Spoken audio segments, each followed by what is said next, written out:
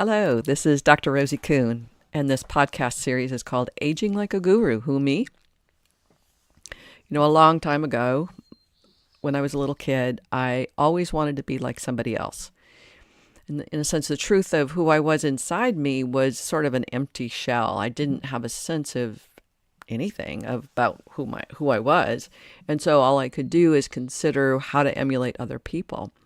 So, for instance, my sister, Helene, was 6 years older than me. She was the first daughter, and so she got all kinds of pretty clothes, and she got to go to the proms, obviously, because she was old enough to do that. But I wanted to be like her so that I could have that delightful life that she seemed to have. My brother Michael, who was 4 years older than me, he was athletic, he was charming, he was funny, people liked him. I wanted to be like him. My mom had security and stability. She was beautiful, and she had a husband that was a doctor, and they lived in a beautiful place, and she had the security and stability that I thought, well, that's important, so I'm going to try to be like her. So in my teenage years, I worked really hard to develop the way that they were being, but for myself, it didn't work, and I ended up really depressed, and I almost was suicidal for a while, really scared, and just didn't know anything about myself or about the world. As I progressed and then went to college and kind of got to a sense of myself a little bit, but then I took a detour, got married really early, and that didn't work either. That was a path that I thought you take to get, to get a good life as you get married and you have children, and that didn't work. And I was as unhappy, and I was very lonely in that marriage.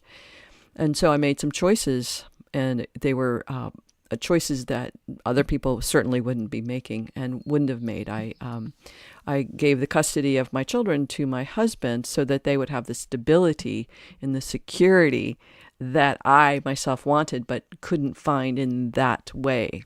So I went off and explored myself and learned about myself. I grew myself up in many, many ways and continue to do that to this day.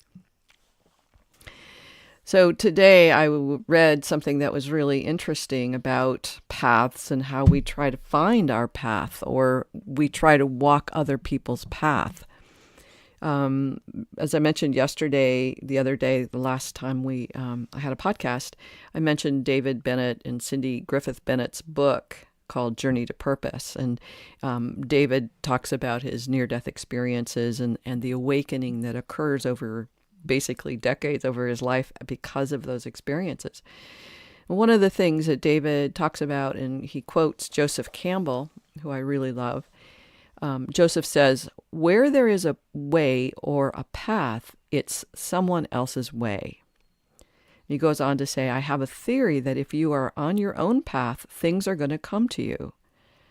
Since it's your own path and no one has ever been on it before, there is no precedence. So everything that happens is a surprise and is timely." I'm going to read that again just because it's so important, I think. Where there is a way or a path, it's someone else's way. And he goes on to say, "I have a theory that if you are on your own path, things are going to come to you. And since it's your own path and no one has ever been on it before, there is no precedence for it. So everything that happens is so timely and surprise." I kind of goofed that up, but you get what I'm saying.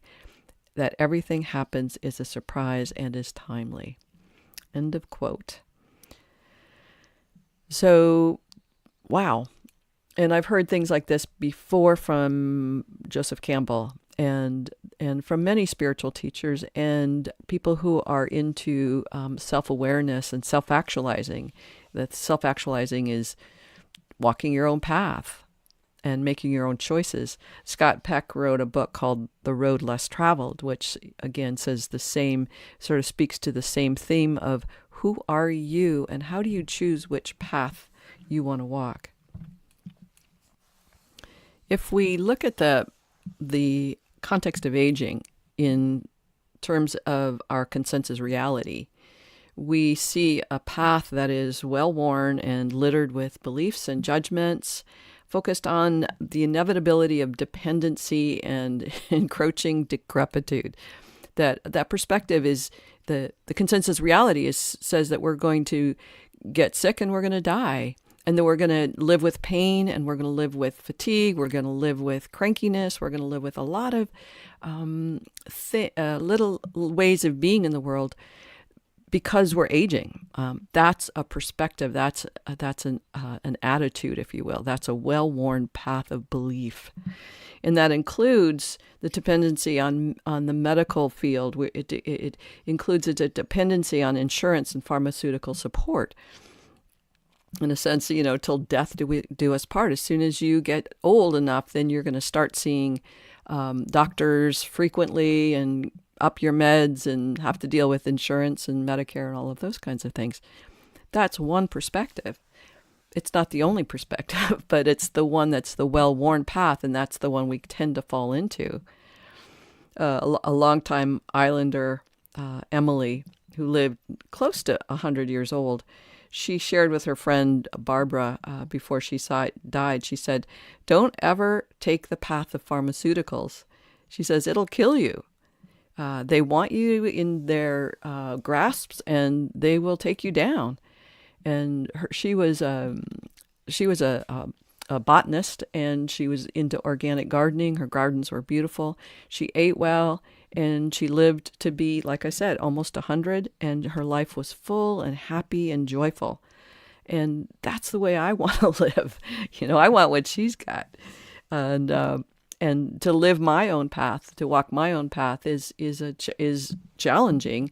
In a sense, I don't want to participate and become, just because I'm in consensus reality, I don't want to think the thoughts that everyone else thinks just because it's normal.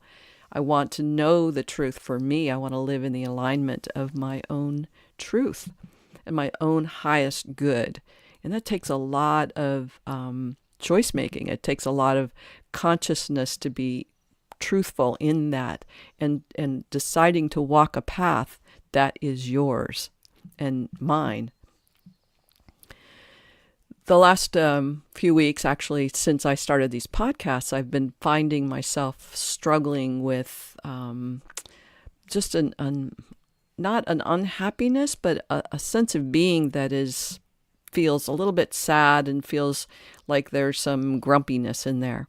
And beginning these podcasts, I just assumed that, oh my God, this is going to be so fun and exciting and easy for me. And it is. And at the same time, there's something else that's showing up.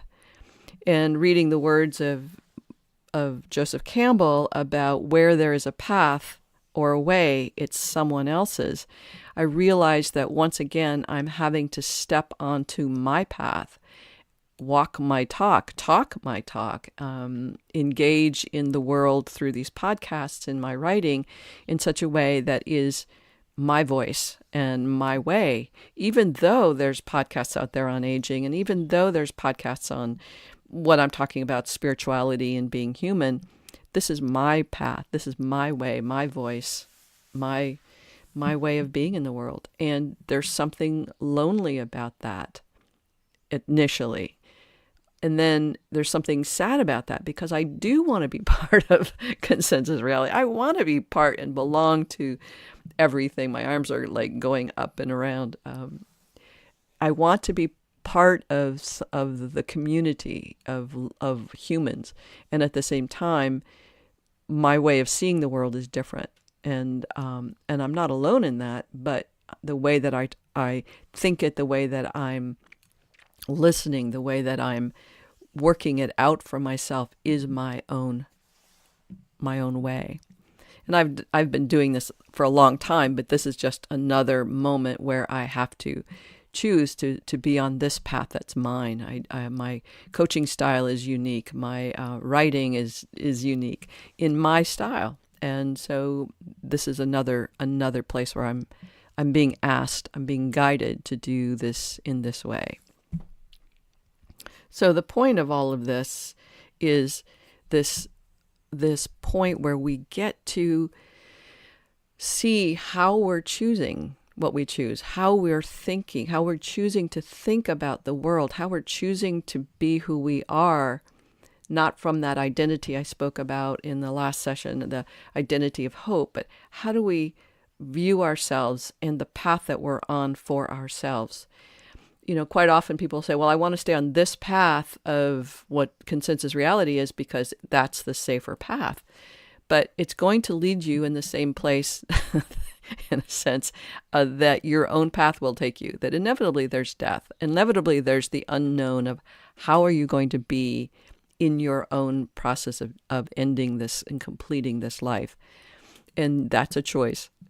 So for me, listening to my inner guru sometimes can be challenging because I want to take the path well-worn. But in the end, I know that in terms of my highest truth, my highest good, and the highest good of everyone, taking my path will bring surprises and will bring out something in me, an expression of me, a potentiality of me that's never happened before in the world. And that's kind of exciting to see what that is. So I want to leave that with you today. Be curious about who you are in this being of you and how you make choices, not what choices you make, but how do you make those choices? And I look forward to talking to you again. Bye for now.